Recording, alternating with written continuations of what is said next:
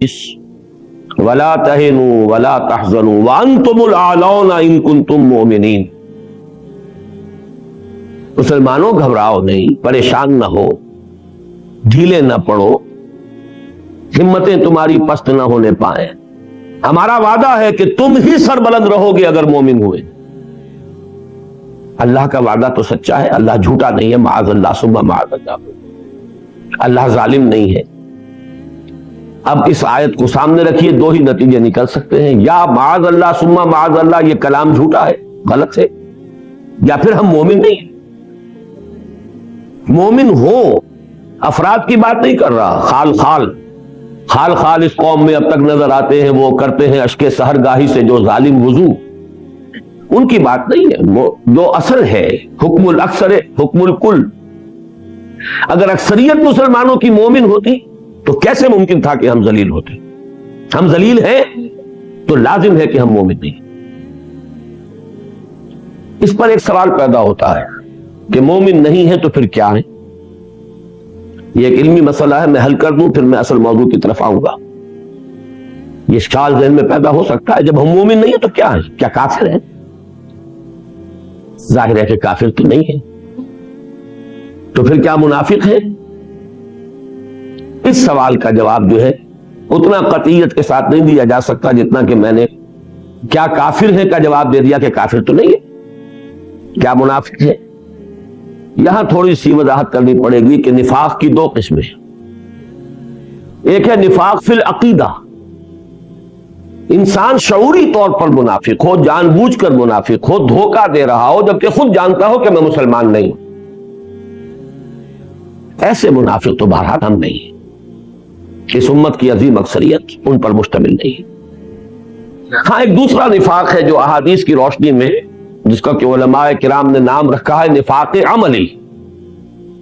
نفاق عملی میں ہم یقیناً مبتلا ہیں، جس کے لیے دو حدیثیں بارہا میں نے سنائی. آیت المنافق ثلاث، منافق کی تین نشانیاں ہیں: اذا حدث کذب واذا وعد اخلف واذا اؤتمن خان. جب بات کرے جھوٹ بولے، جب وعدہ کرے خلاف ورزی کرے، جب امین بنایا جائے خیانت کرے. دوسری حدیث میں چوتھی چیز واذا خاصم فجر، جب کہیں جھگڑا ہو جائے، اختلاف ہو جائے تو آپے سے باہر ہو جائے، گالم گلوچ پر، سب و شتم پر، دنگا فساد پر آمادہ ہو جائے. یہ چاروں اوصاف ہمارے اندر موجود ہیں، بحیثیت قوم، بحیثیت مجموعی یہ چیزیں موجود ہیں. لیکن یہ کہ اصل شے یہ ہے کہ جس کو کہ ہم کہتے ہیں منافق عقیدہ، وہ ہم نہیں ہیں. تو پھر کیا ہے؟ یہ ہے وہ مسئلہ جس کو کہ الحمدللہ حل کیا امام ابن تیمیہ رحمۃ اللہ علیہ نے. ایک بڑا پیچیدہ مسئلہ تھا جس کے لیے کہ میں نے آیت مبارکہ تلاوت کی، سورہ حجرات کی آیت نمبر 14. قالت الاعراب آمنا، یہ بدو کہتے ہیں ہم ایمان لے آئے. قل لم تؤمنوا، اے نبی کہہ دیجئے تم ایمان نہیں لائے ہو. ولکن قولوا اسلموا، بلکہ یوں کہو کہ ہم مسلمان ہو گئے، ہم نے اسلام قبول کر لیا، ہم نے اطاعت قبول کر لی. ولما يدخل الایمان فی قلوبکم، اور ابھی تک ایمان تمہارے دلوں میں داخل نہیں ہوا. یہ ایک بہت اہم مسئلہ ہے کہ ایک ایسی کیفیت بھی ہوتی ہے کہ انسان ظاہر کے اعتبار سے مسلمان ہے، باطن میں نہ ایمان ہے نہ نفاق ہے. نفاق کیوں نہیں ہے؟ اس آیت کا جتنا حصہ میں نے پڑھا ہے اس سے یہی متبادر ہوتا ہے کہ پھر وہ منافق ہوگا جب مومن ہے نہیں، ایمان دل میں داخل نہیں ہوا تو منافق ہوگا. لیکن اگلا حصہ یہ ہے کہ وَإِن تُطِيعُوا اللَّهَ وَرَسُولَهُ لَا يَلِتْكُم مِّنْ أَعْمَالِكُمْ شَيْئًا، اگر تم اللہ اور اس کے رسول کی اطاعت کرتے رہو گے تو وہ تمہارے اعمال میں سے کچھ کمی نہیں کرے گا، اس کے اجر و ثواب سے تمہیں محروم نہیں رکھے گا. ان اللہ غفور الرحیم، اللہ غفور الرحیم ہے. اب اگر ایک ایسا شخص جس کے بارے میں لم تؤمنوا بھی کہا، تم ایمان نہیں لائے ہو، ولما يدخل الایمان فی قلوبکم بھی کہا، ایمان ابھی تمہارے دلوں میں داخل نہیں ہوا ہے، لیکن اس کے بعد یہ فرمایا جائے کہ اگر تم اطاعت کرتے رہو گے تو تمہاری اطاعت قبول ہو جائے گی، عمل جو ہے اس کے اجر و ثواب سے محروم نہیں رہو گے، اس سے ثابت ہو گیا وہ منافق تو نہیں ہے. منافق کا تو کوئی عمل بھی اللہ کے ہاں قبول نہیں. تو معلوم ہوا کہ یہ ہے بین بین کی ایک کیفیت. ہمارے بہت سے حضرات کو اس آیت کا مفہوم یہی سمجھ میں آیا کہ یہ منافق ہے۔ امام ابن تیمیہ نے اس کو واضح کیا ہے، کتاب الایمان ان کی ایک بڑی مشہور کتاب ہے۔ انہوں نے اس آیت کے حوالے سے کہا ہے کہ ایک ایسی کیفیت بھی ہو سکتی ہے کہ ایک شخص قانوناً ظاہراً مسلم ہے، اس کے دل میں نہ ایمان ہے نہ نفاق ہے، بلکہ خلا کسی کیفیت ہے، دل میں کچھ بھی نہیں، دل خالی۔ اس کو میں سمجھایا کرتا ہوں کہ جیسے کہ آپ کو معلوم ہے کہ +1 +2 +3 ایک طرف یہ ویلیوز بڑھتی چلی جاتی ہے، دوسرے سائڈ پر -1 -2 -3 −انفینٹی یہ بڑھ جائیں گی، دونوں کے درمیان ایک زیرو لیول آتا ہے۔ ایک زیرو لیول بھی ہے کہ اندر کچھ نہیں، نہ ایمان مثبت طور پر نہ نفاق منفی طور پر، لیکن عمل میں انسان مسلمان ہے۔ یہ ایک بہت بڑا اللہ کا فضل و کرم ہے، اس کی رعایت ہے۔ اس حالت میں بھی جو انسان اطاعت کرے گا اس کی اطاعت قبول ہے۔ حالانکہ اصول تو یہ ہو سکتا تھا اگر ہمارے ہاتھ میں ہوتا فیصلہ، تو ہم تو بڑے سخت لوگ ہیں، فتویٰ دینے میں تو کوئی سختی کرنے میں کمی کرتے نہیں، لہذا ہم تو کہتے ہیں کہ ایمان نہیں ہے تو کوئی عمل قبول نہیں۔ اللہ نے اسی لیے اپنے 2 اسماء و صفات کا حوالہ دیا، ان اللہ غفور الرحیم، اللہ غفور اور رحیم ہے، لہذا اس کی شان غفاری اور شان رحیمی کا صدقہ سمجھو کہ اس حال میں بھی اگر تم اطاعت کرو گے تو اطاعت قبول ہو۔ البتہ اب اس کے بعد جو ہے مضمون، وہ تیسری آیت جو میں نے تلاوت کی تھی اس کے حوالے سے واضح ہوگا۔ اگر تم مسلم ہو تو اطاعت تمہیں پوری کرنی ہوگی، جزوی اطاعت نہیں ہے، جزوی فرما برداری نہیں ہے، بلکہ ڈھٹائی ہے، گستاخی ہے، استہزاء ہے اللہ کا اور اس کی شریعت کا۔ اطاعت تو وہی ہوگی جو کلی ہو، پوری اطاعت۔ کبھی خطا ہو جائے یہ بات دوسری ہے، آدمی فوراً رجوع کرتا ہے، توبہ کرتا ہے۔ جیسے کہیں کیلے کے چھلکے پر پاؤں آ گیا، پھسل گئے، آپ گر گئے، لیکن یہ کہ اس کے فوراً بعد آپ اٹھتے پڑے نہیں رہتے وہاں۔ اسی کا نام توبہ ہے، اسی کا سورہ نساء میں ذکر آیا ہے، انما التوبۃ علی اللہ للذین یعملون السوء بجہالۃ ثم یتوبون من قریب۔ جذبات کی رو میں بہ کر کوئی غلطی ہو جائے تو فوراً توبہ کر لیں، تو ایسے شخص کی توبہ کو قبول کرنا اللہ نے اپنے اوپر واجب کر لیا ہے۔ لیکن مستقل ڈیرا ڈال لینا کسی معصیت پر، کسی گناہ پر، اپنی معاش میں، اپنی معاشرت میں مستقلاً اللہ کے کسی ایک حکم کی خلاف ورزی، یہ بھی در حقیقت گویا کہ آپ نے دین کو پھاڑ دیا، ٹکڑے کر دیا۔ فرقوا دینہم، انہوں نے اپنے دین کو ٹکڑے ٹکڑے کر دیا کہ ایک حصہ قبول سر آنکھوں پر، دوسرا حصہ پاؤں تلے۔ یہ ہے جس کے لیے میں نے سورہ بقرہ کی آیت نمبر 85 کا نصف تلاوت کیا ہے، افتؤمنون ببعض الکتاب وتکفرون ببعض۔ کیا تم ہماری کتاب اور شریعت کے ایک حصے کو مانتے اور ایک کو نہیں مانتے؟ دونوں ہماری ہی کتاب کے حصے ہیں، دونوں حکم ہماری کتاب میں ہیں، ایک سر آنکھوں پر اور ایک پاؤں تلے روکتے رہے ہو۔ فما جزاء من يفعل ذلك منكم الا خزي في الحیات الدنیا۔ تو جو کوئی بھی تم میں سے یہ طرز عمل اختیار کرے گا کہ دین کا کوئی حکم قبول اور کوئی حکم رد کر دیا جائے، اس کی کوئی سزا اس کے سوا نہیں ہے الا خزي في الحیات الدنیا، کہ دنیا کی زندگی میں انہیں ذلیل و خوار کر دیا جائے، ویوم القیامت یردون الی اشد العذاب، اور قیامت کے دن شدید ترین عذاب میں جھونک دیا جائے۔ یہاں وہ لفظ آ گیا خزی، ذلت، رسوائی ہیں آج کیوں ذلیل کہ کل تک نہ تھی پسند، گستاخی فرشتہ ہماری جناب اس لیے ذلیل ہے کہ جو دیندار ہیں وہ بھی پورے کے پورے دین کے اوپر عمل کرنے کو تیار نہیں، کچھ نے عبادات کا دامن تھام لیا ہے، معاملات میں کورے، معاش میں حرام چل رہی ہے، اپنی معیشت میں، اپنی معاشرت کے اندر شریعت کے سری احکام جو ہے ان کو توڑا جا رہا ہے۔ کوئی کسی کے پاس کوئی عذر ہے، کسی کے پاس کوئی عذر ہے، لیکن یہ جو ہم نے دین کے حصے بکھرے کر لیے، یہ ہے الا خزی فی الحیات الدنیا، دنیا کی زندگی میں ذلت اور رسوائی اور خاری، یہ نتیجہ ہے اس کا، اور قیامت کے دن جو کچھ ہونا ہے اللہ تعالیٰ معاف فرمائے۔ اس آیت سے تو ثابت ہو رہا ہے کہ جو بدترین کافر ہیں ان سے بھی زیادہ شدید عذاب ان لوگوں کو، اشد العذاب، جنہیں عربی کی شد بدھ بھی ہے وہ بھی جانتے ہیں، یہ افعال التفضیل کا صیغہ ہے، یہ کمپیریٹیو ڈگری نہیں ہے، سپرلیٹیو ڈگری ہے۔ ایڈجیکٹوز کی وہ جو 3 فارمز ہوتی ہیں، یہ تو سپرلیٹو، اشد العذاب، عذاب کی شدید ترین صورت جو ہے اس کے اندر جھونکے جائیں گے وہ لوگ جو دین کو اس طریقے سے تقسیم کر لیں کہ ایک حصہ قبول ایک حصہ رد۔ اب آپ پوری امت کو دیکھ لیجیے ہمارا حال کیا ہے۔ زیادہ سے زیادہ دین نماز روزے کا ہے، 45 ہے کہ 44 ہے کہ 46 ملک ہیں مسلمان، کسی ایک ملک کے اندر بھی وہ دین اپنی کلیت کے ساتھ اپنی کامل صورت کے اندر کہیں نافذ ہے، قائم ہے؟ یہ ہے دوسرا جواب۔ اب ان دونوں جوابوں کو پھر جمع کر لیجئے تو ہمارے سامنے بس ایک حل ایک ہی رہ جاتا ہے، ایمان لاؤ کہیں سے، وہ ایمان، وہی آب نشاط انگیز۔ علامہ اقبال نے اس کو کہا تھا نا، اصل نامحکمی دل کی، یہ ہے اصل میں وہی تیری نہ بیماری، وہی نامحکمی دل کی، علاج اس کا وہی آب نشاط انگیز ہے ساقی۔ یہ نامحکمی دل کی، اور جس کو کہا ہے کہ یقین پیدا کرے ناداں یقین سے ہاتھ آتی ہے، وہ درویشی کے جس کے سامنے جھکتی ہے فخوری۔ پہلے جواب کا تو لازمی نتیجہ یہی ہے کہ اگر ہماری ذلت ہے اس وجہ سے کہ ایمان نہیں ہے تو ایمان پیدا کر لیجئے، ذلت خود بخود عزت سے تبدیل ہو جائے گی۔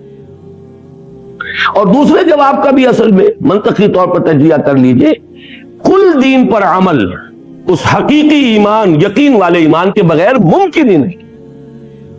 جزوی دین پر عمل تو ہم روایتی طور پر بھی کرتے ہیں، کچھ خاندانی روایات ہیں، کچھ معاشرتی روایات ہیں، کچھ قومی روایات ہیں، کچھ ہمارا کلچر ہے، کچھ ہماری تہذیب ہے، کچھ بچپن سے کچھ چیزوں کی عادت پڑ گئی ہے۔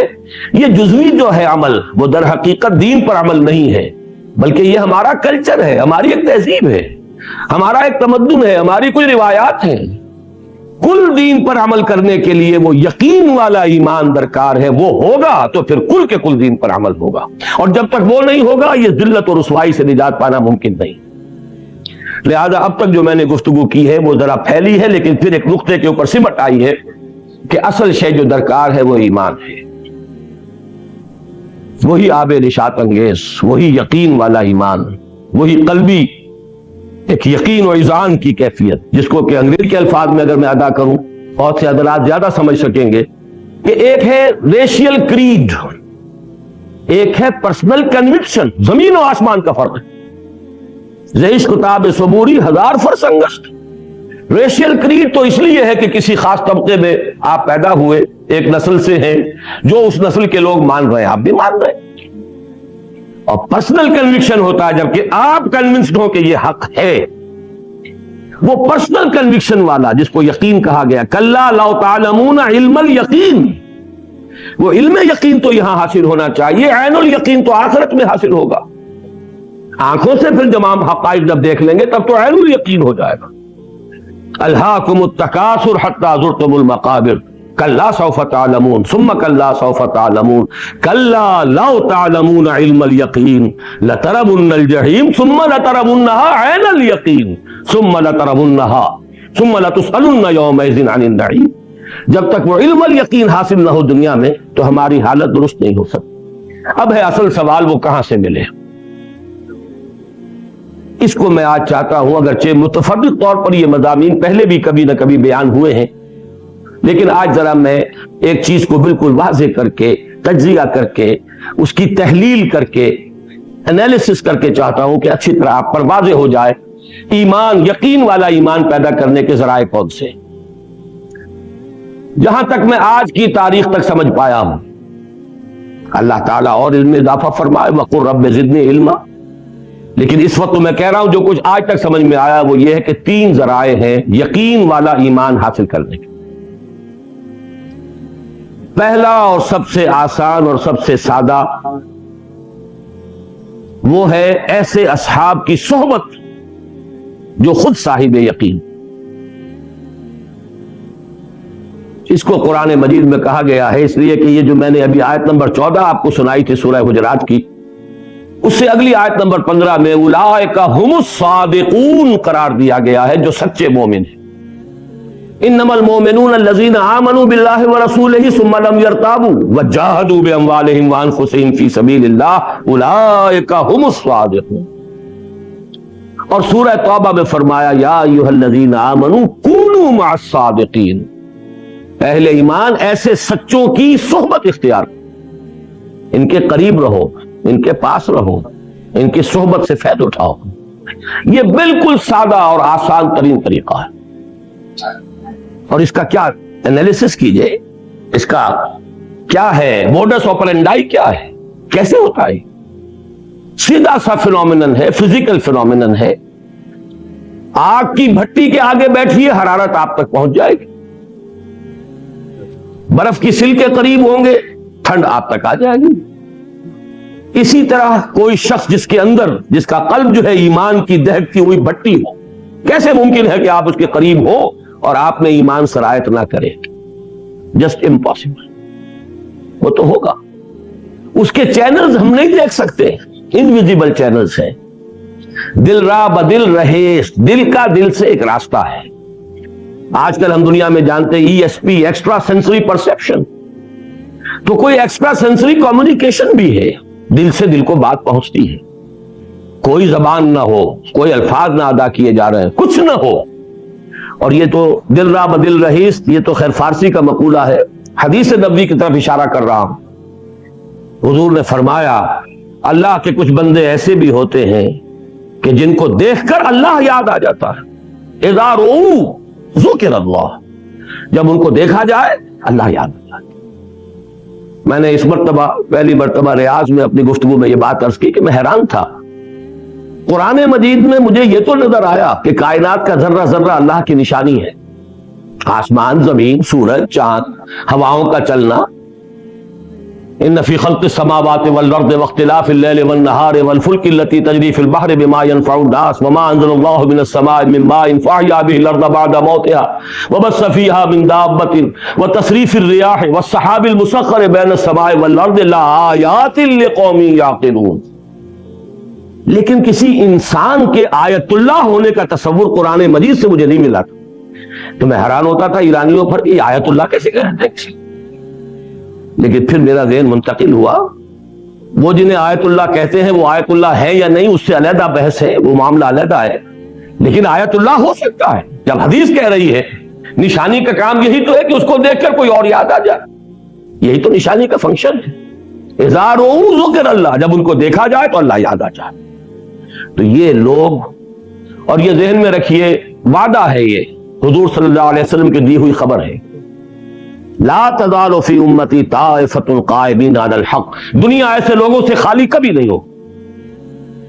تو آسان ترین راستہ تو یہ ہے ان کی صحبت، ان کا قرب، اور اس کو اس اعتبار سے بھی نوٹ کر لیجئے، صحابہ کرام کے ایمان کو جو تمام اہل ایمان کے ایمان سے افضل سمجھا جاتا ہے، تو اگرچہ دو اگلے چینلز جو میں بیان کروں گا وہ بھی ان کو حاصل تھے، اس سے بھی انہوں نے ایمان حاصل کیا ہے، کسب کیا ہے، لیکن یہ کہ ان کی خصوصی فضیلت اسی بنیاد پر ہے کہ وہ جو سب سے زیادہ دہکتی ہوئی بھٹی تھی ایمان کی، ایمان مجسم محمد الرسول اللہ صلی اللہ علیہ وسلم، ان کی صحبت انہیں حاصل کی، لہذا ان کے اس قرب سے اور ان کے ان صحبت سے جو ایمان انہیں حاصل ہوا ہے وہ کسی بھی غیر صحابی کو، صحابہ کے بعد کے دور کے کسی بڑے سے بڑے ولی کو بھی وہ ایمان حاصل نہیں ہو سکتا۔ اور یہ اہل سنت کا مجمع علیہ عقیدہ ہے کہ ادنا سے ادنا صحابی کا ایمان بعد میں بڑے سے بڑے ولی، اللہ کے بڑے سے بڑے یعنی قریب قرب رکھنے والے بندے کے ایمان سے بھی افضل۔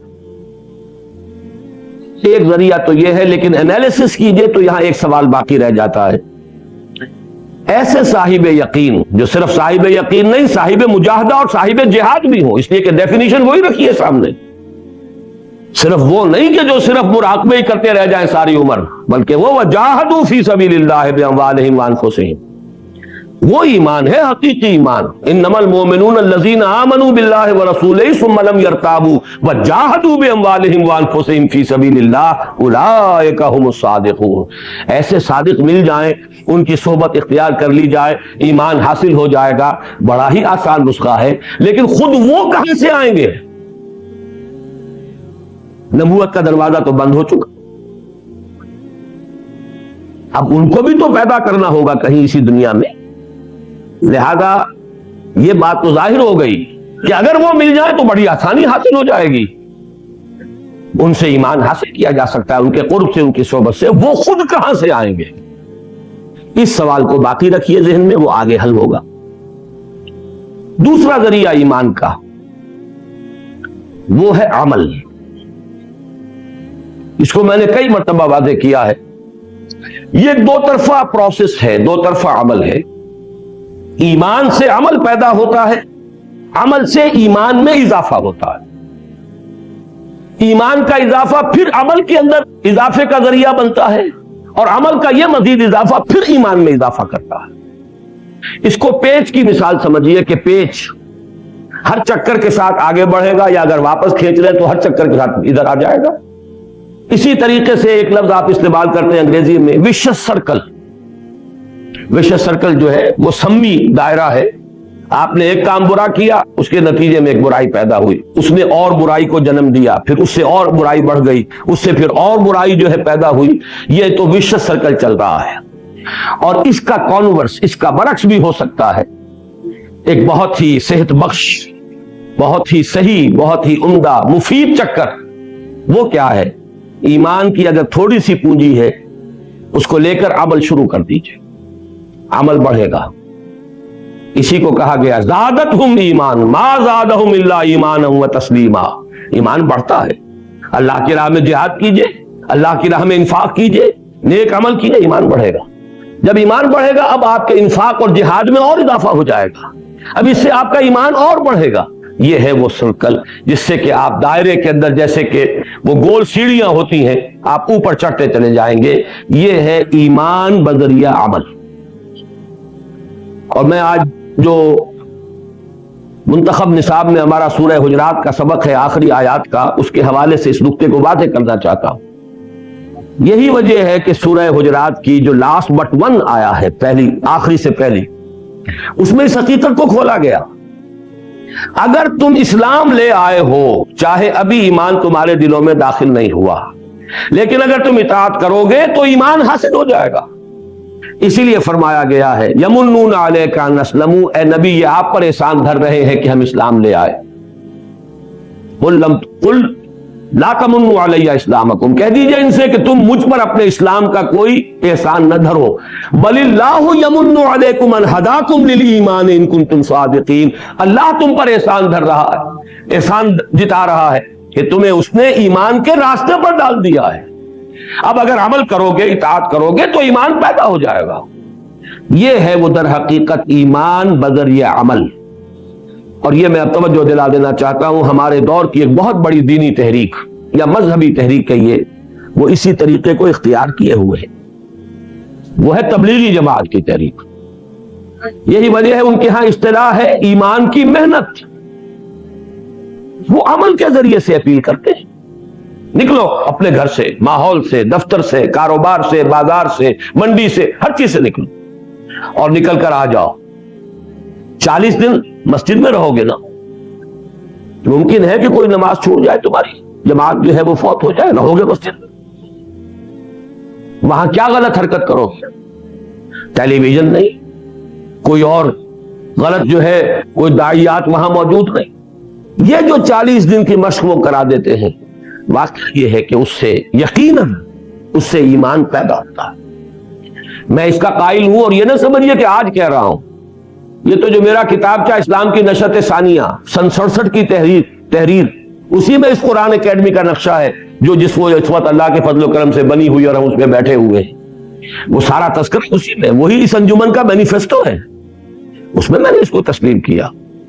عوامی سطح پر غیر علمی انداز میں ایک جذباتی اپیل کے ساتھ اور عمل کے ذریعے سے ایمان اس تحریک کے ذریعے پیدا ہو رہا ہے. فرق صرف یہ ہے کہ انٹلیکچوئل طبقہ اس سے متاثر نہیں ہوتا. آپ کنفیوز نہ کیجئے, انٹلیکچوئل اور ہے, پڑھا لکھا اور ہے. ہر پڑھا لکھا آدمی انٹلیکچوئل نہیں ہوتا, اور جاہل ہوتے ہیں بڑے بڑے انٹلیکچوئلز. جس کو کہ آپ کہیں جاہل وہ عالم نہیں ہے, وہ بڑے انٹلیکچوئل ہوتے ہیں. یہ ساخت ہے ایک مزاج کی. ایک وہ لوگ ہیں جن کی شخصیتوں میں عقل کو اولیت حاصل ہے. ان سے جب تک آپ دلیل اور برہان سے بات نہیں کریں گے وہ آپ کی بات سنیں گے. ایک وہ ہے کہ جو جذباتی انداز میں بھی متاثر ہو جاتے ہیں. وہ پی ایچ ڈی بھی ہو سکتے ہیں, double treble PhDs ہو سکتے ہیں, اس لیے کہ وہ تو پی ایچ ڈی تو اصل میں خاص شعبے کے اندر 8-7 سال رگڑے کھاتے رہیے اور ڈگری لے آئیے. وہ در حقیقت اس کی علامت نہیں ہے کہ وہ صرف انٹلیکچوئل ہے. پڑھا لکھا ہونا اور ہے اور واقعتاً جس کو آپ کہیں انٹیلیجنسیا میں سے ہونا، انٹلیکچوئل ہونا، وہ دوسری بات. اور آپ کو مل جائیں گے ایسے لوگ کہ جو دستخط کرتے نہ کر سکتے ہوں اور صرف وہ انگوٹھا لگاتے ہوں، لیکن بات ایسی کریں گے منطقی کہ بڑے سے بڑے پڑھے لکھے لوگوں کو ان کے نیچے سے زمین کھسکا دیں. یہ اصل میں دو کیٹیگریز علیحدہ ہے. ایک وہ جو ایموشنل سیٹ اپ کے ہیں، ان کا بلڈ اپ جو ہے نفسیاتی، وہ ایموشنل ہے. ایک وہ جو ریشنل ہے، بنیادی طور پر ریشنل لوگ متاثر نہیں ہوں. اور یہ جو انٹلیکچوئل مائنورٹی ہے، یہ ہے اصل شے معاشرے کے اندر افیکٹو. یہ ہے اس لیے کہ یہ برین ٹرسٹ ہے سوسائٹی کا. اگر یہ کنورٹ نہیں ہوگا تو معاشرہ ایز اے ہول کبھی کنورٹ نہیں ہوگا، چاہے عوامی سطح پر ایموشنل انداز میں آپ کتنے ہی لوگوں کو کنورٹ کریں. یہ صغرا کبرا ہے میرا. میں نے جماعت اسلامی سے علیحدگی کے بعد 2 سال تبلیغی جماعت کے نہایت قریب ہو کر گزارے تھے، یہ طے کرنے کے لیے کہ آیا میں اپنے لیے بھی اپنی دینی دلچسپی جو بھی ہے اس کی تسکین میں اسی میں کام کرتے ہوئے حاصل کروں. لیکن بالآخر فیصلہ جو میں نے کیا ہے وہ علی وجہ البصیرت کیا ہے، اور وہ یہ ہے کہ اس تحریک کا یہ جو اثر کا حلقہ ہے وہ محدود ہے. پھر اس کے سامنے انقلاب ہے ہی نہیں، نظام کی تنفیذ ہے ہی نہیں. ایک محدود جگہ پر صرف دعوت و تبلیغ کے درجے کے اندر نیکی کا پرچار تو ہو رہا ہے، لیکن یہ کہ اس سے آگے کی کوئی منزل ان کے سامنے نہیں. بہرحال میں اس وقت جو بحث کر رہا تھا وہ صرف اس اعتبار سے کہ ایک ایمان عمل کے ذریعے بھی پیدا ہو سکتا ہے. لیکن 2 باتیں یہاں پر بھی نوٹ کر لیجئے. ایک تو یہ کہ اس کے لیے کوئی نہ کوئی انیشل پونجی تو چاہیے نا، کہ آپ عمل کا کچھ آغاز خواہ ایموشنل اندازے میں کریں. اور ثانیاً یہ کہ اس سے جو ایمان پیدا ہوتا ہے، میں ایک نئی اصطلاح استعمال کر رہا ہوں، ایک ہے شعوری ایمان اور ایک ہے غیر شعوری ایمان. شعوری ایمان جسے کہا جائے وہ اس راستے سے پیدا نہیں ہوتا. ایک غیر شعوری یقین کی کیفیت تو پیدا ہو جاتی ہے. وہ شے کہ جس کے لیے سورہ یوسف کی آیت کا حوالہ میں دوں گا کہ حضور سے فرمایا گیا قل ھذہ سبیلی ادعو الی اللہ علی بصیرۃ انا ومن اتبعنی. اے نبی کہہ دیجئے یہ میرا راستہ ہے، میں اللہ کی طرف بلا رہا ہوں، لیکن کس کیفیت میں بلا رہا ہوں؟ علی بصیرۃ انا، علی وجہ البصیرت بلا رہا ہوں. یہ کوئی بلائنڈ فیتھ نہیں ہے میرا. ومن اتبعنی، اور جو میرا اتباع کر رہے ہیں وہ بھی یہ کوئی بلائنڈ فالوورز نہیں ہے میرے، علی وجہ البصیرت اتباع کر رہے ہیں. یہ جو علی وجہ البصیرت ماننا ہے اللہ کو اور آخرت کو اور نبوت کو اور رسالت کو اور قرآن کو، یہ بالکل اور شے ہے. اور یہ کہ ایک غیر شعوری طور پر چاہے یقین کی کیفیت پیدا ہو جائے، لیکن یہ کہ اس کا درجہ وہ کبھی نہیں ہوگا جو ایک شعوری ایمان کا ہوتا ہے. لہذا ان 2 لیمیٹیشنز کے بعد اب آئیے تیسرا اور آخری اور جو اصل منبع ہے قرآن ایمان کا، اور وہ ہے قرآن. قرآن میں غوطہ زنی، قرآن سے ہم کلامی. صرف تلاوت نہیں، تلاوت سے بھی غیر شعوری ایمان پیدا ہوگا، محض تلاوت سے بھی، کیونکہ وہ بھی ایک عمل ہے. جیسے آپ عمل کر رہے ہیں، کوئی اور دین کا کام کر رہے ہیں، کوئی نماز پڑھ رہے ہیں، ذکر کر رہے ہیں، تو سب سے بڑا ذکر قرآن ہے. لہذا یہ بھی ایک عمل ہے. لیکن وہ شعوری ایمان پیدا کرنے کے لیے جو اصل درکار ہے، آج کے دور میں تو سب سے بڑی ضرورت اس کی. آج کا دور ریشنلزم کا دور ہے. لہذا یہاں تو اصل میں اس ایمان کی ضرورت ہے، علی بصیرۃ انا ومن اتبعنی والا ایمان.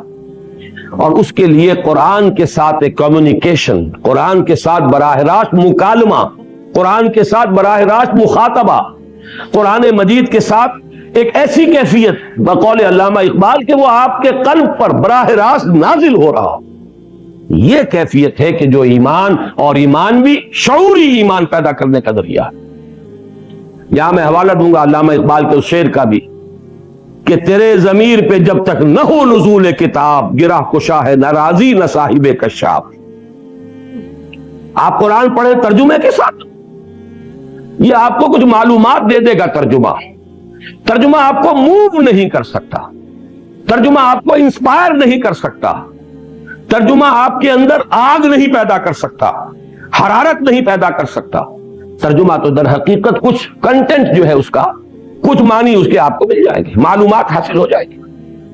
رہی تفسیریں، واقعہ یہ ہے کہ بڑا خوبصورت مصرع کہہ دیا ہے، گرہ کشا ہے نہ راضی نہ صاحب کشاف.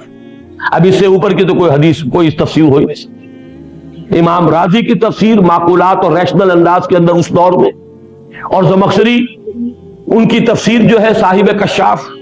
اب ظاہر بات ہے کہ ان سے اوپر کوئی تفسیر نہیں، انہی سے خوشہ چینی کی ہے باقی مفسرین نے. تو فرمایا علامہ اقبال نے کہ ان میں سے کوئی بھی گرہ کشا نہیں ہے. تیرے ضمیر پہ جب تک نہ ہو نزول کتاب، جب تک کہ قرآن خود تمہارے دل پر اترے نہ ہو.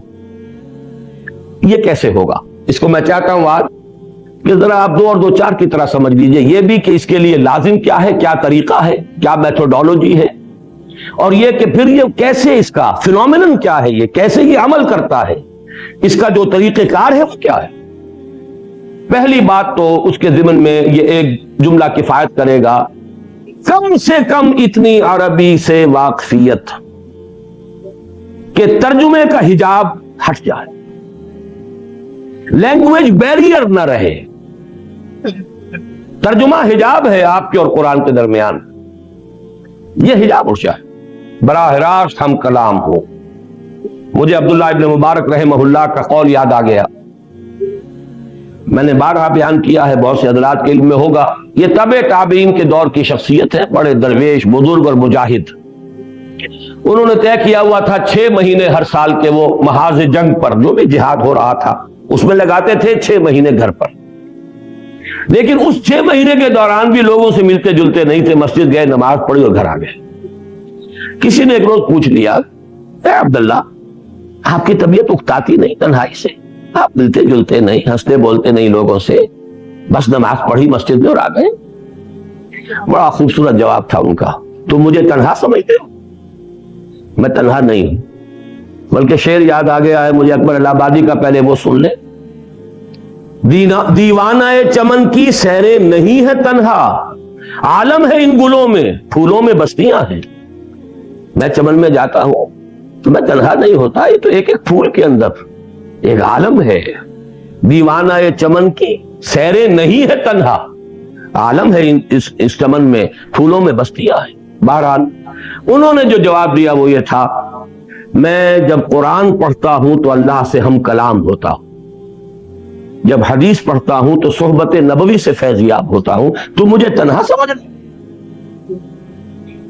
قرآن سے ہم کلام ہونا، یا کم سے کم قرآن کو موقع دیجئے کہ وہ آپ سے ہم کلام ہو. ایک تو یہ کہ آپ قرآن سے ہم کلام ہو، آپ اپنے مسائل پیش تو کیجئے قرآن کے سامنے، غوطہ زنی کیجئے، پھر جواب لیجئے، اس سے ملے گا جواب آپ کو.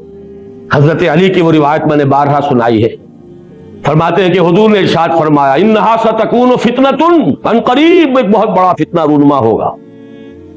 فرماتے حضرت علی کہ میں نے سوال کیا، مل مخرج منہا یا رسول اللہ، اے اللہ کے رسول اس فتنے سے نکلنے کا راستہ کون سا ہوگا؟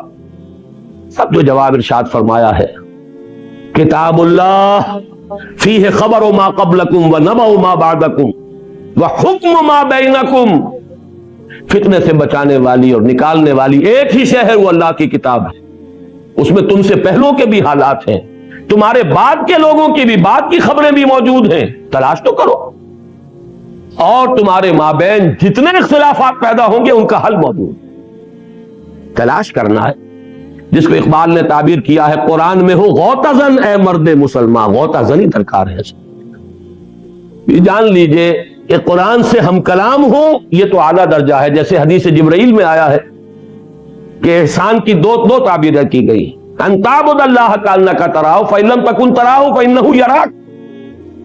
اصل تو مطلوب یہ ہے کہ تم اللہ کی بندگی ایسے کرو اور اس کے لیے ایسے بھاگ دوڑ کرو. وَأَن تَعْمَلَ لِلَّهِ كَأَنَّكَ تَرَاهُ فَإِن لَّمْ تَكُن تَرَاهُ فَإِنَّهُ يَرَاكَ، کہ جیسے کہ تم اسے دیکھ رہے ہو، اور اگر تم نہیں دیکھ رہے تو وہ تو دیکھ رہا ہے تمہیں. کم سے کم یہ استحضار تو رہے. میں نے ابھی غور کیا کہ اسی طرح کے الفاظ میری زبان سے نکل گئے ہیں کہ اول تو آپ خود قرآن سے ہم کلام ہو، ورنہ اسے تو موقع دے کہ وہ آپ سے بات کر سکے. اور اسے موقع اسی وقت ملے گا جب آپ کے اور اس کے درمیان لینگویج بیریئر نہ ہو. زبان یار من ترکی و من ترکی نمی دانو. آپ نے تو روک دیا قرآن کو، آپ کے دل پہ کیسے اترے؟ وہ تو ظاہر بات ہے یہ اس کی شرط لازم ہے، اتنی واقفیت عربی زبان سے کہ قرآن آپ سے براہ راست ہم کلام ہو جائے، لینگویج بیریئر نہ رہے۔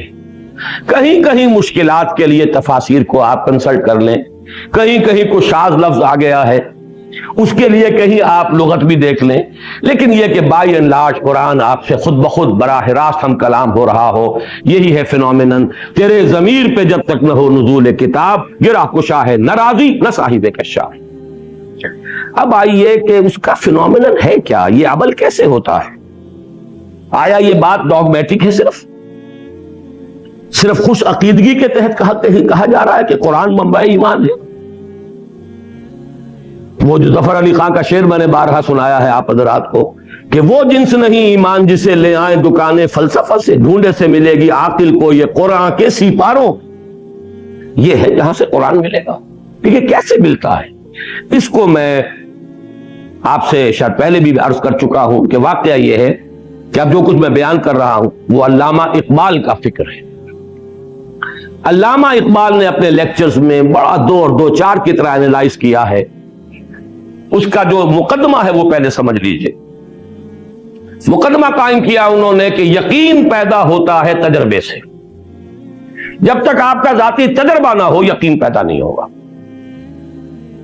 محض سنید چاہے ہزاروں آدمی آپ کو بتا رہے ہوں ایسا ہے ایسا ہے ایسا ہے ایسا ہے، میں مثال دیا کرتا ہوں نا کہ اگر کسی شخص نے چینی کبھی نہیں چکھی اور ہزاروں آدمی کہہ رہے ہیں وہ میٹھی ہوتی ہے میٹھی ہوتی ہے میٹھی ہوتی ہے، تو آپ ساری دلیل جو ہے اس کے لیے ہو جائے گی آخر کیا ضرورت پڑی انہیں جھوٹ بولنے کی؟ پھر جھوٹ پر اتنے لوگوں کا جمع ہو جانا محال ہے۔ یقیناً چینی میٹھی ہوگی، لیکن ہوگی سے آگے آپ نہیں بڑھ سکتے تاکہ آپ چینی چکھ لیں، اب کہیں گے چینی میٹھی ہے۔ اس ہوگی اور ہے میں تو زمین و آسمان کا فرق ہے۔ ہوگی اور ہے، یہ ہے پرسنل کنوکشن ہے، اور یہ پیدا ہوا ہے ذاتی تجربے سے، اٹس یور اون ایکسپیرینس۔ اب لاکھ لوگ کہیں میٹھی نہیں ہے، آپ کہتے ہیں میں مان ہی نہیں سکتا، میں نے خود چکھی ہے۔ وہ مجھے فارسی کا مصرع یاد آ گیا، لذت ہی بادہ نہ دانی بخدا تا نہ چشی، اس شراب کی لذت تمہیں جان ہی نہیں سکتے تم جب تک کہ خود نہ چکھو۔ تو چکھنے سے معلوم ہوا کہ میٹھی ہے، یہ صغرا ہوا۔ علامہ اقبال کے استدلال کا صغرا یہ ہے۔ کبرا کیا ہے؟ تجربہ صرف ظاہری اور خارجی نہیں ہوتا، تجربہ باطنی بھی ہوتا ہے۔ یہ ہے انتہائی پیاری بات۔ یوں سمجھیے کہ آب زر سے لکھے جانے والی بات، سونے میں تولی جانے والی بات، بس یہاں سے اب وہ جو تجربہ ہے خارجی تجربہ جس پر میٹیریلزم اور امپیریسزم اور یہ تمام جتنے ازم ہیں جو کہ مادیت کے اوپر مبنی ہے، ان کا راستہ جدا ہو جاتا ہے جب وہ صرف تجربے کو محدود کرتے ہیں۔ تجربہ خارجی ایکسٹرنل سینس آرگنز کے ذریعے سے جو کچھ ہمیں ایکسپیرینس حاصل ہوا اس پر یقین ہوتا چلا جا رہا۔ اقبال نے جو بات کہی کہ ایک تجربہ باطنی بھی ہوتا ہے، اندر کوئی چیز بتاتی ہے کہ یہ ہے اصل شے۔ قرآن کو آپ پڑھیں اور آپ کے اندر سے کوئی شے بتائے کہ یہ صحیح ہے، یہ بات ٹھیک ہے۔ دیکھنا تقریر کی لذت کے جو اس نے کہا، میں نے یہ جانا کہ گویا یہی میرے دل میں ہے، یہ ہے وہ شے۔ میں اس کا اور مزید وضاحت کروں گا، وہ دل کس شے کا نام ہے۔ ابھی یہاں تک صرف سمجھ لیجئے بات کو کہ اقبال کا فلسفہ ان دو دلیلوں پر ہے۔ یقین کے لیے تجربہ ضروری ہے، لیکن تجربہ صرف ظاہری نہیں اور خارجی نہیں ہوتا، تجربہ باطنی بھی ہوتا ہے۔ آپ کا اندر بتاتا ہے آپ کو کہ یوں ہے۔ یہ جو شے ہے قرآن کو پڑھتے ہوئے، جب قرآن آپ سے ہم کلام ہو، اگر آپ کو اندر سے گواہی ملے کہ یہ صحیح ہے، وہ ہے وہ باطنی تجربہ جس کو ہم یوں کہہ سکتے ہیں کہ کوئی سمپیتھیٹک وائبریشن آپ میں پیدا ہوئی ہے۔ قرآن نے آپ کے شخصیت کے کسی باطنی تار کو چھیڑا ہے۔ یہ الفاظ زبان پر آئے ہیں تو مجھے ماہر صاحب کا شعر یاد آ گیا، ایسے کچھ تار بھی ہیں ساز حقیقت میں نہاں، چھو سکے گا نہ جنہیں زخم و مضراب حواس۔ یہ حواس جو ہیں ہمارے، جو ایکسٹرنل سینس آرگنز ہیں، بعض حقیقت کے تار ایسے بھی ہیں جن کو یہ حواس نہیں چھو سکتے، یہ کچھ اور شے انہیں چھوتی ہے، انہیں حرکت میں لاتی ہے، اس سے نغمہ نکلتا ہے۔ وہ جو ہے ایسے کچھ تار بھی ہیں ساز حقیقت نہ نہا چھو سکے گا نہ جنہیں زخمہ و مضراب حواس، وہ تار ہیں جس کو اب میں تجزیہ کر کے بتا رہا ہوں وہ شے کیا ہے۔ وہ ہے آپ کی وہ روح جس نے آپ کو انسان بنایا ہے، وہ روح ملکوتی، وہ ڈیوائن سپارک، وہ آپ کا روحانی وجود جس کا منبع، جس کا مسکن دل ہے، یہ ہے جس کا احساس ہے، احساس باطنی ہے، یہ روح دیکھتی بھی ہے۔ قرآن مجید کہتا ہے نا فَإِنَّهَا لَا تَعْمَى الْأَبْصَارُ وَلَكِنْ تَعْمَى الْقُلُوبُ الَّتِي فِي الصُّدُورِ، آنکھیں اندھی نہیں ہوئی تھی ابو جہل کی اور ابو لہب کی، دل اندھا ہو گیا۔ یہ دل کا اندھا ہونا کیا ہے؟ دل دیکھتا ہے یعنی روح دیکھتی ہے، دل سنتا ہے یعنی روح سنتی ہے، اور دل کا احساس ہے، پرسپشن ہے دل کی، وہ ہے در حقیقت وہ جو اس کا انٹرنل، اس کا تجربہ ہے۔ آپ کا دل گواہی دیتا ہے یعنی آپ کی روح وجد میں آتی ہے قرآن کو پڑھ کر۔ ایک بزرگ ہے اگی میں، وہ بہت ہی سادہ انداز میں بات کیا کرتے ہیں، بڑی پیاری بات ایک دفعہ انہوں نے کہی کہ قرآن اور ہماری روح یہ ایک ہی گاؤں کے رہنے والے ہیں، پہچانتے ہیں ایک دوسرے کو۔ روح کہاں سے آئی؟ یسألونک عن الروح قل الروح من امر ربی، اور یہ قرآن کہاں سے آیا؟ اس قرآن کا منبع بھی وہی ہے جو ہماری فطرت کا منبع ہے، فطرت اللہ التی فطر الناس علیہا، وہ روح جو ہم میں پھونکی گئی ہے اس کو اللہ نے کہا ہے من روحی فاذا سویتہ ونفخت فیہ من روحی فقعوا لہ ساجدین، جب میں اس آدم کو تیار کر لوں، تخلیق مکمل کر دوں، نوک پلک سنوار دوں۔ سورہ ہجر میں بھی یہ آیت آئی ہے انہی الفاظ میں، اور سورہ صاد میں بھی آئی فَإِذَا سَوَّيْتُهُ وَنَفَخْتُ فِيهِ مِن رُوحِي فَقَعُوا لَهُ سَاجِدِينَ، اپنی روح میں سے پھونک دوں تو گر پڑنا اس کے سامنے سجدے۔ وہ روح ہے ہمارے اندر، اور یہ روح وجد میں آتی ہے، قرآن اس پر نازل ہوتا ہے، وہ وجد میں آتی ہے، یہ وجد ہے، وہ کیفیت۔ اسی کو میں نے چونکہ امام ابن تیمیہ کا نام آج آیا ہے، ان کے ایک شاگرد رشید حافظ ابن قیم رحمہ اللہ، ان کی ایک کتاب ہے الفوائد، چھوٹے چھوٹے شذرات ہیں۔ مفکرین جو ہیں ان کی ایک تصنیفی کیفیت یہ بھی ہوتی ہے، ایک تو یہ کہ ایک مکمل کتاب کا نقشہ بنا کر اس کے ابواب اور اس کی بحثیں، اور ایک یہ کسی وقت کوئی خیال آ گیا، کسی وقت کوئی اور خیال آ گیا، تو ایک طرح سے شذرات سے بن جاتے ہیں۔ تو الفوائد حافظ ابن قیم کی ایک ایسی کتاب ہے کہ قرآن کو پڑھتے ہوئے مختلف اوقات میں جو کیفیات وارد ہوئی ہیں انہوں نے علیحدہ علیحدہ، وہ اس کا کوئی باہمی ربط نہیں ہے، وہ الفوائد۔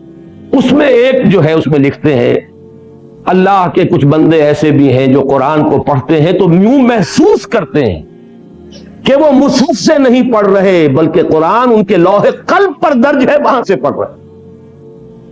اتنی ہم آہنگی ہوتی ہے ان کے فکر، ان کی سوچ، ان کے احساس، ان کی باطنی کیفیات، ان کی روحانی واردات اس میں، اور جو کچھ قرآن کہہ رہا ہے، اتنی ہم آہنگی ہوتی ہے، ایسی سمپیتھیٹک وائبریشن ہوتی ہے قرآن کو پڑھتے ہوئے کہ پھر ان کو وہ یقین کامل حاصل ہوتا ہے کہ جو میری فطرت کا منبع ہے وہی اس کلام کا منبع ہے۔ اور فطرت کا منبع کون ہے؟ فطرت اللہ التی فطر الناس علیہا، وہی اس کلام کا متکلم ہے۔ یہ فینومینن ہے، یہ طریقہ ہے جس سے قرآن اب ایک شعوری ایمان آپ کو عطا کرے گا۔ یہ ایمان اندھا بہرا نہیں ہوگا، یہ کانشس لیول کے اوپر ہوگا، آپ کے تھاٹ لیول پر ہوگا، آپ کی فکری سطح پر ہوگا۔ یہ قرآن آپ کی ہستی کے ان اندر کے تار جو ہیں، چھپے ہوئے تار جو حواس کی گرفت سے باہر ہیں، ان کو جنبش میں لائے گا، اس سے وہ نغمہ ملکوتی جو ہے وہ ظاہر ہوگا۔ اور اسی کو میں نے، جیسا کہ آپ حضرات کے علم میں ہے، سورہ نور کا جو رکوع ہے آیات نور والا، اس کے دروس میں اسی بات کو واضح کیا کہ ایمان جس شے کا نام ہے وہ نور ہے، اور یہ نور دو نوروں سے مل کر وجود میں آتا ہے، دو نوروں کے امتزاج سے، نور علی نور۔ ایک نور نور فطرت ہے یعنی نور روح جو اندر موجود ہے، ایک نور نور وحی ہے قرآن پاک جو اس کے سامنے آتا ہے۔ اگر یہ دونوں چیزوں کی ہم آہنگی ہو جائے، اگر وہ لینگویج بیریئر ہٹ گیا ہو، نیت صاف ہو، طلب ہدایت ہو، اور اب یہ لینگویج بیریئر بھی نہیں ہے، ہم کلامی ہے، مخاطبہ ہے اللہ کے ساتھ اور قرآن کے ساتھ، یا کم سے کم قرآن مجید کو اپنے دل تک پہنچنے کے لیے کوئی راستے میں رکاوٹ آپ نے باقی نہیں چھوڑی ہے، تو اب آپ کو ایسی ہم آہنگی محسوس ہوگی، یہ دونوں نور جمع ہو جائیں گے، نور علی نور یہدی اللہ لنورہ من یشاء ویضرب اللہ الامثال للناس واللہ بکل شیء علیم۔ یہ ہے اصل راستہ۔ اللہ تعالیٰ نے حضور پر بھی صلی اللہ علیہ وسلم قرآن نازل فرمایا تو سورہ حدید کی ابھی آیت نمبر 9 ہے غالباً، جہاں جھنجھوڑا گیا مسلمانوں کو، گویا کہ مجھ سے اور آپ سے خطاب ہے۔ یہ تو آیت نمبر 7 میں ہے۔ کیا ہو گیا تمہیں مسلمانوں؟ کیوں ایمان پختہ نہیں رکھتے؟ یہ ڈھل مل یقین، یہ شکوک و شبہات والا ایمان، یہ ہوگا والا ایمان، یہ ہے والا ایمان کیوں حاصل نہیں ہو رہا تم؟ وَمَا لَكُمْ لَا تُؤْمِنُونَ بِاللَّهِ وَالرَّسُولُ يَدْعُوكُمْ لِتُؤْمِنُوا بِرَبِّكُمْ وَقَدْ أَخَذَ مِيثَاقَكُمْ إِن كُنتُم مُؤْمِنِينَ۔ اس کے بعد فرمایا هُوَ الَّذِي يُنَزِّلُ عَلَىٰ عَبْدِهِ آيَاتٍ بَيِّنَاتٍ لِيُخْرِجَكُم مِّنَ الظُّلُمَاتِ إِلَى النُّورِ وَإِنَّ اللَّهَ بِكُمْ لَرَءُوفٌ رَحِيمٌ۔ وہی تو ہے اللہ جو اپنے بندے پر صلی اللہ علیہ وسلم یہ آیات بینات نازل فرما رہا ہے تاکہ نکالے تمہیں اندھیروں سے روشنی کی طرف، کفر کا اندھیرا، شرک کا اندھیرا، الحاد کا اندھیرا، مادہ پرستی کا اندھیرا، خواہشات کا اندھیرا، جذبات کا اندھیرا، ان ہزار اندھیروں سے نکال کر نور ایمان میں لانے والی شے آیات بینات ہیں اس قرآن حکیم کی۔ یہ ہے اصل منبع، یہ ہے سرچشمہ۔ صحابہ کرام کے دلوں میں بھی حضور نے ایمان اس ذریعے سے پیدا کیا ہے۔ یتلو علیہم آیاتہ ویزکیہم ویعلمہم الکتاب والحکمہ۔ باقی اس پر مزید جس کو آپ کہیں گے بونس انہیں حاصل ہوا ہے، وہ صحبت محمدی صلی اللہ علیہ وسلم۔ وہ بونس اب کسی کو حاصل نہیں ہو سکتا۔ البتہ یہ کلام پاک تو ہے، یہ تو حضور دے کر گئے ہیں۔ آپ کا جو آخری خطبہ ہے، خطبہ حجۃ الوداع، اس کے آخری جملوں میں یہ بھی ہے قد ترکت فیکم ما ان اعتصمتم بہ لن تضلوا ابدا کتاب اللہ۔ لوگوں دیکھو میں جا رہا ہوں لیکن تمہیں بے یار و مددگار چھوڑ کر نہیں جا رہا، چھوڑ دی ہے میں نے تم میں وہ شے، چھوڑ کر جا رہا ہوں، دے کر جا رہا ہوں وہ شے کہ اگر اسے مضبوطی سے تھامے رکھو گے کبھی گمراہ نہیں ہوگے، اور وہ اللہ کی کتاب جس کے بارے میں اس حدیث میں آیا فیہ خبر ما قبلکم ونبأ ما بعدکم وحکم ما بینکم وہو ذکر الحکیم وہو الصراط المستقیم وہو حبل اللہ المتین۔ اور یہ حدیث ختم ہوتی ہے اس ان 4 ٹکڑوں پر، من قال بہ صدق، جس نے اس قرآن کی بنیاد پر کوئی بات کہی اس نے سچ کہا، من حکم بہ عدل، جس نے اس کی بنیاد پر کوئی فیصلہ کیا اس نے عدل کیا، من عمل بہ اجر، جس نے اس پر عمل کیا اس کا اجر محفوظ، ومن دعا الیہ فقد ہدی الی صراط مستقیم، اور جس نے اس قرآن کی طرف بلایا کسی اور کو ہدایت ہو نہ ہو اس کی ہدایت ہو گئی صراط مستقیم کی طرف۔ یہ گارنٹی ہے محمد الرسول اللہ صلی اللہ علیہ وسلم کی طرف سے۔ یہ ہے ایمان کے حاصل کرنے کا اصل ذریعہ۔ میں آپ سے درخواست کروں گا کہ میرا وہ کتابچہ جو ہے اسلام کی نشر ثانیہ کرنے کا اصل کام جو ہماری اس انجمن کی اساس ہے، بنیاد ہے، اس اکیڈمی کا حیولہ پہلے دماغ میں وہی آیا تھا۔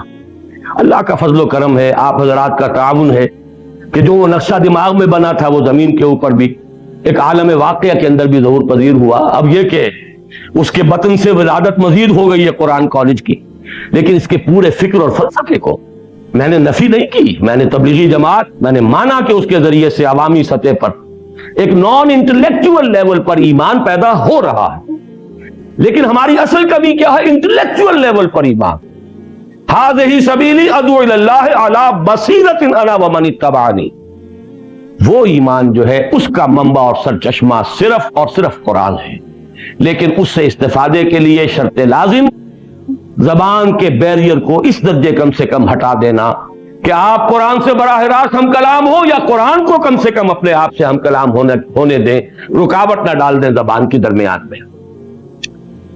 اقول قولی ھذا واستغفر اللہ لی ولکم ولسائر المسلمین والمسلمات۔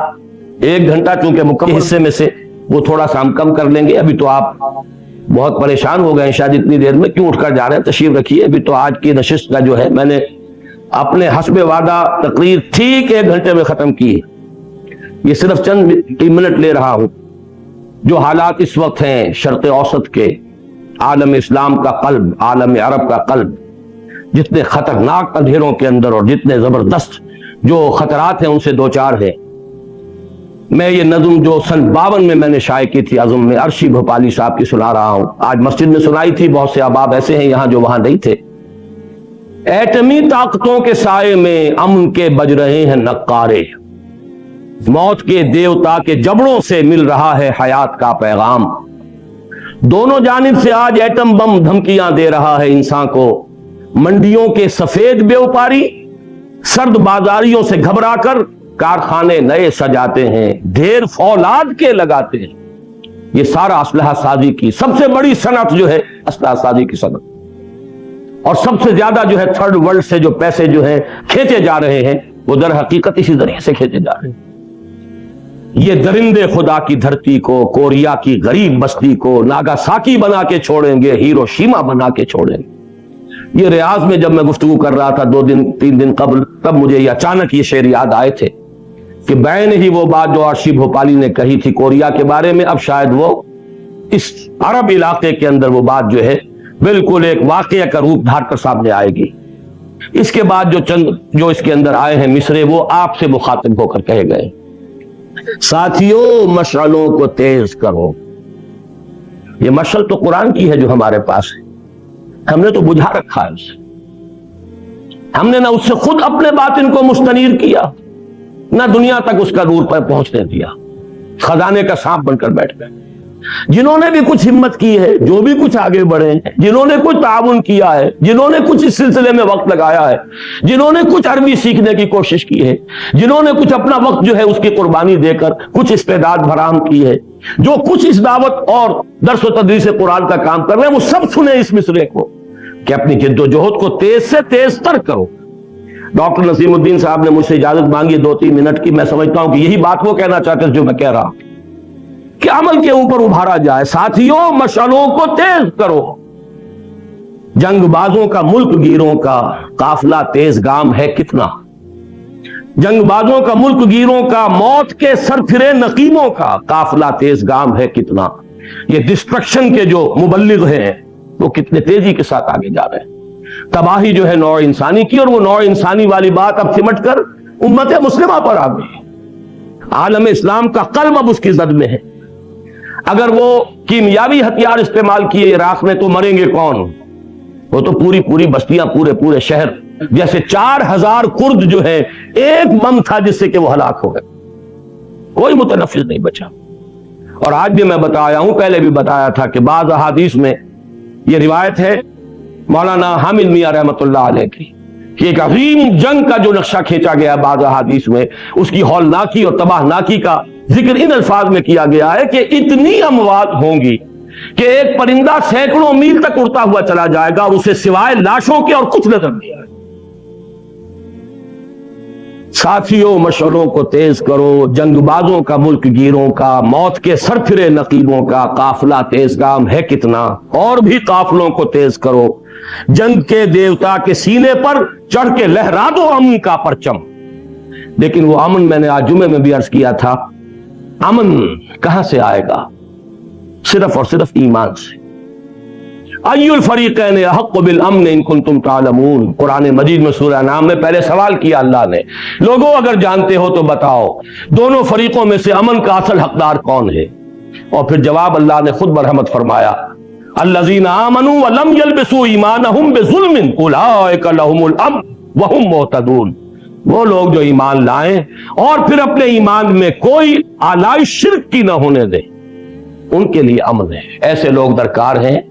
پھر وہ ایمان پیدا ہو جائے جس کا لازمی نتیجہ جہاد ہے دین کے غلبے کے لیے، ان صلاتی و نسکی و محیایا و مماتی للہ رب العالمین، اس کیفیت کے ساتھ انسان اپنے آپ کو، اپنے تن مندن کو وقف کر دے، تب کہیں جا کر شاید اس روئے ارضی کی قسمت بدل جائے، امت مسلمہ کی قسمت بدل جائے، شاید ہماری قسمت بدل جائے، ہمارے حالات میں بہتری کی کوئی شکل پیدا ہو جائے۔ تو ضرورت ہے جد و جہد کی، کوشش کی، اور جد و جہد کے لیے ضرورت ہے ایمان کی، اور ایمان کا منبع اور سرچشمہ ہے قرآن حکیم۔ اقول قولی ھذا واستغفر اللہ لی ولکم ولسائر المسلمین والمسلمات۔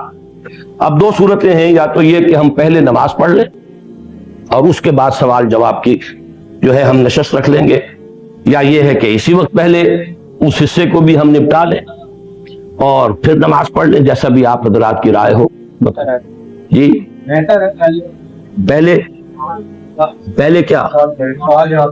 ہاں تو سوالات ٹھیک ہے سن لیا ہوگا. اصل میں اس میں سوال نہیں ہے، اس کو تو تبصرہ کہا جائے گا.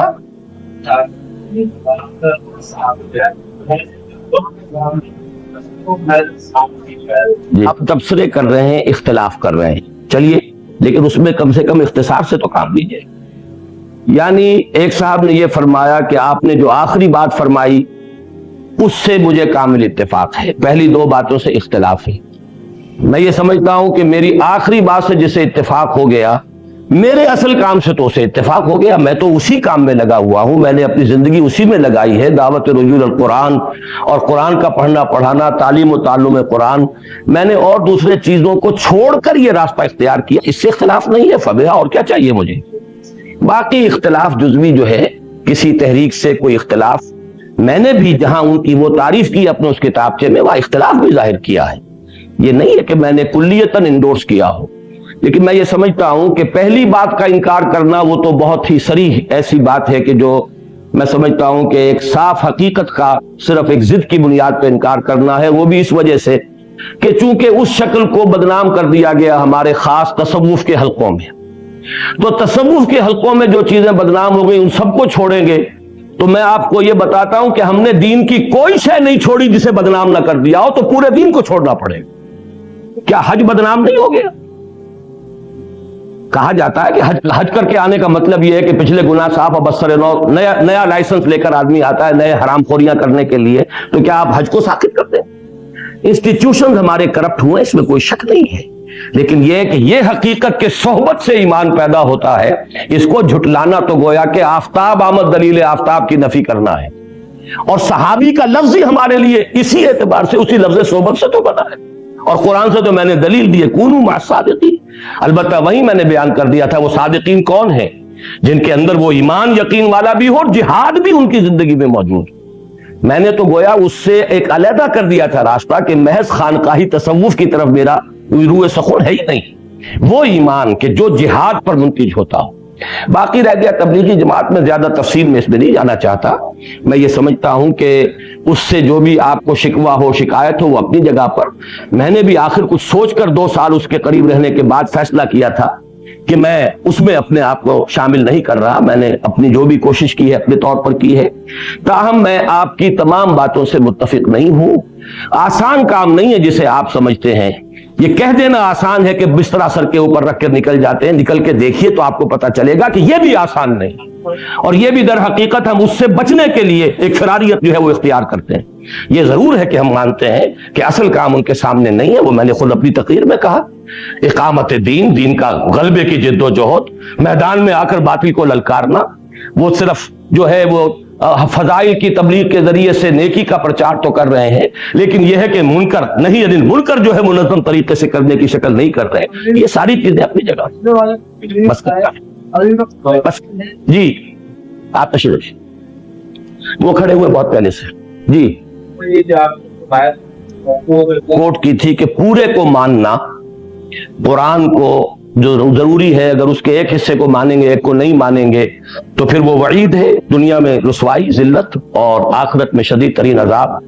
تو رضاوہ صاحب کا سوال یہ ہے کہ کیا یہ صرف قرآن پر ہے یا حدیث پر بھی؟ بنیادی بات پہلے یہ نوٹ کر لیجئے کہ قرآن مجید کے بارے میں ہمیں قطعیت کے ساتھ معلوم ہے کہ بسم اللہ کے بے سے لے کر اور سورۃ الناس کے سین تک یہ مکمل محفوظ ہے، اس میں کوئی تحریف نہیں، اس میں کوئی حصہ ضعیف نہیں، اس میں کوئی حصہ قوی نہیں. جبکہ حدیث کے بارے میں کوئی شخص یہ نہیں کہہ سکتا. اس کے درجات ہیں، اس میں کوئی مستند ہے پوری طریقے سے، کوئی نہیں ہے. کسی پر جرح ہوئی ہے، کسی کو ضعیف کہا گیا، کسی کو حسن کہا گیا، کسی کو حسن لغیر ہی کہا گیا، کسی کو حسن لذات ہی کہا گیا. یہ درجے بندیاں محدثین نے قائم کی ہیں. لہذا حدیث وہ شے نہیں ہے جس کے ایک ایک حرف کو آپ سمجھے کہ وہ آپ کے لیے لازم ہو گیا. اس میں تو غور کرنا پڑے گا، سوچنا پڑے گا، اس کے اندر تحقیق و تفتیش ہمارے محدثین نے بھی کی ہے، پھر اس سے اخذ اور استنباط کرنا پڑے گا. بعض احادیث ایک دوسرے سے جب ٹکرا جاتی ہیں، مثال کے طور پر ایک حدیث یہ ہے کہ مسجد میں داخل ہو کر مت بیٹھو جب تک کہ 2 رکعت نماز نہ پڑھ لو۔ ایک حدیث یہ بھی ہے کہ عصر کی نماز کے بعد سے سورج کے غروب ہونے تک کوئی سجدہ نہیں۔ اب کیا کرے، ایک شخص عصر کے بعد آیا ہے، عصر پڑھ چکا ہے وہ اپنی، اگر تو ابھی عصر بھی نہیں پڑھی ہے تو ٹھیک ہے، پھر تو یہ کہ 2 رکعت پہلے وہ تحیت المسجد پڑھ لے پھر عصر ادا کر لے۔ عصر وہ پڑھ چکا، اب کیا کرے؟ اب اس میں پھر فقہا کو اصول بنانے پڑے ہیں کہ ایک نہیں ہے ایک امر ہے، کس کو مقدم کیا جائے گا، اس کی بنا پر اختلافات بھی ہوئے ہیں۔ لہذا یہ جو آیت ہے اسے تو آپ 100% منطبق کیجئے صرف قرآن پر، اس لیے کہ قرآن مجید ایک ایک حرف اس کا محفوظ ہے۔ حدیث میں بہت سی چیزیں محدثین مانتے ہیں کہ روایت بالمعنی ہے، ایک ہی حدیث ہے، ایک ہی واقعہ ہوا ہے جس کو حدیث جبرائیل کہتے ہیں، اسے حضرت عمر بیان کر رہے ہیں تو اس میں ترتیب مختلف ہے، ان کے بیٹے عبداللہ ابن عمر بیان کر رہے ہیں تو کچھ مختلف ہے، اور حضرت عباس بیان کر رہے ہیں، حبیب ابن عباس عبداللہ ابن عباس بیان کر رہے ہیں تو مختلف ہے، حضرت ابو ہریرہ بیان کر رہے ہیں تو مختلف، ایک ہی واقعہ، اس لیے کہ وہ حدیث جبرائیل کا واقعہ 2 دفعہ نہیں ہوا ہے، ایک ہی واقعہ ہے، 4 راوی بیان کر رہے ہیں، تھوڑا تھوڑا فرق ہو گیا، لیکن یہ معاملہ جو ہے قرآن کے بارے میں نہیں ہے، اس لیے ایک فرق جو ہے جو بھی ان کے درمیان ہے اس کو برقرار رکھیے ذہن میں۔ البتہ حدیث یا سنت یہ قرآن مجید کی مستند شرح ہے، ہم اس سے مستغنی نہیں ہو سکتے، اسی کے ذریعے سے قرآن کو سمجھنا ہے، یہ اپنی جگہ پر بات ہے۔ اب مجھے معلوم نہیں کہ پہلے کون صاحب کھڑے ہوئے، باقی یہ ہے کہ بہت سی چیزیں وہ ہوتی ہیں کہ جو آپ کچھ اپنے عقل سے سمجھتے ہیں، کچھ آپ کا دل بتاتا ہے۔ جیسے بہت سے سوالات کے جواب میں حضور فرما دیا کرتے تھے استفت قلبک، جاؤ اپنے دل سے پوچھو، یہ دل تمہیں ٹھیک بتائے گا۔ ولاؤ افتاک المفتی، چاہے کوئی فتویٰ مفتی دے بھی دے لیکن دل بتائے گا تمہارا، تو تم اس چیز کو چھوڑ دو جس پر دل میں خلجان پیدا ہو، اس چیز کو اختیار کرو۔ دع ما یریبک الی ما لا یریبک، جس سے دل میں کوئی خلجان نہ، اسے اختیار کرو۔ تو اسی طریقے سے اللہ کے اس بندے کو پہچاننا یہ ہوگا کہ وہ خود دین پر عامل ہو، اس کا دین جو تصور جو ہے وہ صرف نماز روزے کا نہ ہو، بلکہ وہی جو میں نے عرض کیا اولئک هم الصادقون، اس کی اس ڈیفینیشن پر پورا اترتا ہو کہ اس کے دل میں ایمان ہے، عمل میں صرف ایک حصہ نہیں نماز روزے کا بلکہ وہ جہاد ہے، وہ اللہ کے دین کے لیے تن من دھن لگائے ہوئے ہو بالفعل۔ پھر یہ ہے کہ آپ کا دل بھی یہ گواہی دے، یہ چیزیں وہ ہیں جو کسی حساب کتاب میں نہیں آتی۔ ایسے شخص کے قریب جا کر آپ کو اندازہ ہوتا ہے، آپ کا دل بتاتا ہے کہ یہ مخلص ہے یا دکاندار ہے، اس کے اندر جو کچھ ہے حقیقت ہے یا بہروپیہ پن ہے، یہ دل بتائے گا۔ اس کے لیے آپ کے پاس کوئی جو ہے وہ علامتیں وہ نہیں ہوں گی۔ ہو سکتا ہے آپ کے سامنے ایک شخص جو ہے وہ پورا لبادہ اوڑھ کر آئے دین کا، لیکن یہ کہ ایک تو اس کا مجموعی طرز عمل بتائے گا، اور نمبر 2 یہ کہ خود آپ کا دل بتائے گا کہ واقعتاً یہ شخص جو ہے یہ واقعتاً اللہ کا بندہ ہے، یا یہ کہ اس نے دین کو دھندا بنایا ہوا ہے۔ اللہ کا بندہ یا دین کا دھندا، یہ 2 چیزیں جو ہے اس میں فیصلہ انسان کا دل کرتا ہے۔ جی ہمارے ان ساتھی کا سوال جو ہے ایمان کامل کے اعتبار سے ہے۔ یہ لفظ ہمارے ہاں بدقسمتی سے بہت استعمال ہوتا ہے اور میں اسے بہت غلط لفظ سمجھتا ہوں۔ کامل ایمان کس کا ہوگا سوائے انبیاء کے؟ اور انبیاء کا ایمان بھی کامل اس لیے ہوتا ہے کہ انہیں تو مشاہدہ دیا جاتا ہے، جبرائیل دکھا دیے گئے، جنت دکھا دی گئی، دوزخ دکھا دی گئی، غیب کے پردے ان کے لیے اٹھائے جاتے ہیں، اسے اس عالم کی سیر کرائی جاتی ہے، لہذا ان کا ایمان تو یقیناً کامل ہوگا۔ کامل ایمان کا لفظ کیسے ہم استعمال کر لیں؟ کامل ایمان تو جیسا کہ میں نے کہا تھا عین الیقین، وہ تو ہمیں قیامت کے دن حاضر ہوگا۔ کلا لو تعلمون علم الیقین لترون الجحیم ثم لترونها عین الیقین، جب تم دوزخ کو اپنی آنکھوں سے دیکھ لو گے تو تمہیں عین الیقین حاصل ہوگا، وہ ہوگا کامل ایمان۔ دنیا میں رہتے ہوئے تو ہمیں غیب کے اندر رہتے ہوئے اپنے ایمان کو بڑھاتے رہنے کی کوشش کرنی ہے، ایمان کے اندر اضافہ، ایمان کو بڑھاتے چلے جائیں۔ اس کے لیے یہ ہے کہ وہ صحبت، صاحب یقین، صاحب کردار لوگوں کی صحبت، خربوزے کو دیکھ کر خربوزہ رنگ پکڑتا ہے، یہ تو ایک فزیکل فنومینن ہے، آپ پہ اثرات ہوں گے۔ صحبت تالے ترا تالے کند، صحبت صالح ترا صالح کند، اور قرآن کی میں نے آپ کو آیت سنا دی کونوا مع الصادقین۔ پھر یہ کہ عمل سے ایمان بڑھتا۔ قرآن مجید میں سورہ احزاب کا جو ذکر ہے، غزوہ احزاب کا ذکر ہے سورہ احزاب میں، ما زادہم الا ایمانا و تسلیما، وہ لوگ جنہوں نے ثابت قدمی دکھائی اس آزمائش کے موقع پر، اس سے ان کے ایمان میں اور اضافہ ہوتا چلا گیا۔ یہی امام بخاری رحمۃ اللہ علیہ کا موقف ہے کہ ایمان بڑھتا بھی ہے گھٹتا بھی ہے۔ امام ابو حنیفہ کہتے ہیں کہ ایمان نہ گھٹتا ہے نہ بڑھتا ہے، وہ میں نے اس کی وضاحت کی ہے بارہا، وہ ہے لیگل ایمان جس کی بنیاد پر کسی کو دنیا میں مسلمان سمجھا جائے، وہ نہ گھٹتا ہے نہ بڑھتا ہے، وہ تو ایک لیگل سٹیٹس ہے جو انسان کو حاصل ہو گیا۔ جو حقیقی ایمان ہے جس کے متعلق آج ہم نے بات کی ہے، وہ گھٹتا بھی ہے بڑھتا بھی ہے۔ آپ غافلوں کی صحبت اختیار کیجئے، آپ کا ایمان گھٹے گا، اور آپ ایسے لوگوں کی صحبت اختیار کیجئے کہ جو خود صاحب یقین ہیں اور صاحب عمل ہیں، صاحب کردار ہیں، مجاہد ہیں اللہ کی راہ کے، آپ کا ایمان بڑھے۔ باقی یہ کہ اصل منبع اور سرچشمہ بڑھائیے اپنے ایمان کو قرآن کے ذریعے سے، ان کا قرب، ان کے پاس رہنا، اٹھنا بیٹھنا، یہ اس سے بھی تقاضا پورا ہو جاتا ہے۔ باقی بیعت یہ ہوتی ہے کہ جب کسی شخص پر اس درجے دل ٹھک جائے، آپ نے کچھ عرصے ان کا قرب اختیار کیا ہے، آپ کا دل گواہی دیتا ہے، آپ نے ان کے ماحول کو دیکھ لیا ہے، ان کی دلچسپیوں کو دیکھ لیا ہے، ان کی ویلیوز کے بارے میں آپ کو اندازہ ہو گیا ہے، یہ دنیا کے کتے نہیں ہیں، بہروپیے نہیں ہیں، یہ واقعتاً عقبہ کے طالب ہیں، طالب دنیا نہیں ہیں۔ اب اگر آپ فیصلہ کرتے ہیں کہ میں آپ کے ساتھ اپنے آپ کو وابستہ کر رہا ہوں اس لیے کہ آپ جو مجھے مشورہ دیں گے، جو حکم دیں گے میں قبول کروں گا، بشرطے کہ شریعت کے دائرے سے باہر نہ ہو، تو یہ ایک کانٹریکٹ ہے، آپ کا ایک معاہدہ ہے، کوئی حرج نہیں ہے اس میں جیسے استاد کے ساتھ ایک تعلق ہو جاتا ہے، آپ